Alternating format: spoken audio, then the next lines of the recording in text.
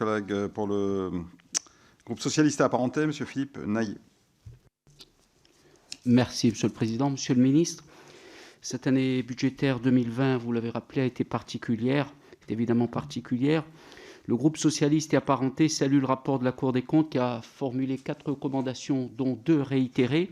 Si nous les faisons nôtres, nous tenons à appuyer particulièrement celle concernant la visibilité des crédits relatifs à la réforme des aides économiques mise en place par le PLF 2019.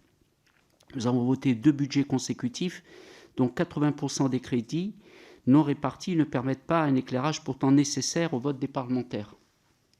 Nous vous demandons, Monsieur le Ministre, et à travers vous au gouvernement, de permettre enfin aux parlementaires d'avoir une visibilité minimale sur ces crédits d'une réforme votée maintenant depuis 2 ans. Nous souhaiterions avoir un point d'étape sur le PLOM. Chacun a rappelé ici la situation du logement et David Lorion l'a rappelé pour La Réunion. Nous souhaiterions avoir effectivement un point d'étape sur le PLOM qui a tardé dans sa mise en œuvre, même si vous nous avez donné quelques éléments encourageants, Monsieur le Ministre. Les politiques publiques liées au logement, vous le savez, sont très importantes.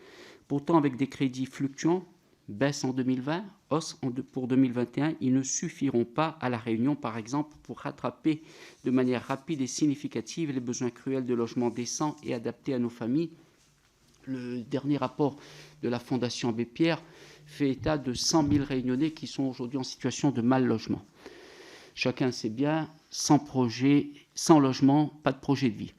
Les difficultés ont été rappelées, coût du foncier, mais également hausse importante des matériaux aujourd'hui, que ce soit sur le ciment ou sur le fer. Et ce que je note, c'est que les bilans d'opérations sociales, que ce soit en LTS ou en LLS, ni chez les bailleurs sociaux, ni chez les bailleurs privés aujourd'hui, n'arrivent à être bouclés. La mission Outre-mer est la partie émergée de l'iceberg, ça a été rappelé. 88% des dépenses de l'État dans les Outre-mer s'effectuent par d'autres missions.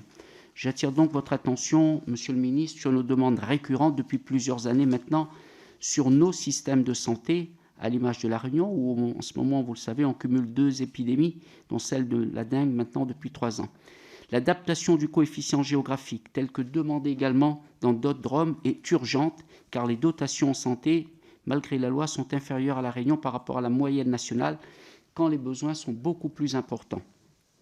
Dois-je rappeler que c'est vers La Réunion que sont orientés les ébassins des Français de l'océan Indien.